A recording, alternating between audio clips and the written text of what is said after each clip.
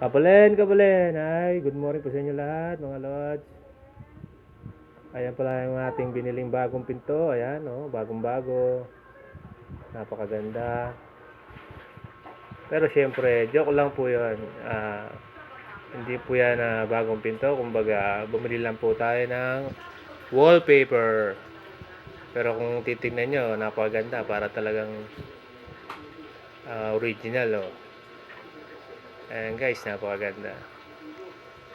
Wallpaper lang yung nabili natin kasi hindi naman na natin kayang bumili ng pinto. Ayan, gusto ko lang i-flex yung ating motor. Ayan, bali magto 12 years na sa atin yan. Pero ayos pa rin yung ating motor. Yun nga lang, medyo may dapat nang baguhin kaso pinag-iipunan pa natin.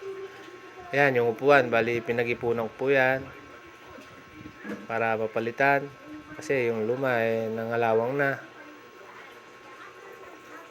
Tingnan nyo naman yung side cover ko, basag na. Pero pinag-iipunan po natin yan, mga lods. Yung tangki ko, tingnan nyo. Nagano na yung pintura. Babaklas na. Tsaka yung rim, ayan. Yung mga rayos niya. Kalawang na. Pero paunti-unti, medyo nababago na natin. Yung butso ko, may nangalawang na rin. Baka naman may gusto magano dyan. Biro lang po. Ayan, nangalawang na guys.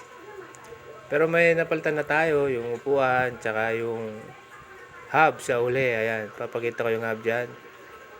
Ayan nga, hub nga pala yan. Tagasago. Ayan. Binili natin yan, tsaka yung rayos, tsaka yung rim. Paunti-unti na babalik natin sa dating original na anyo ng ating motor.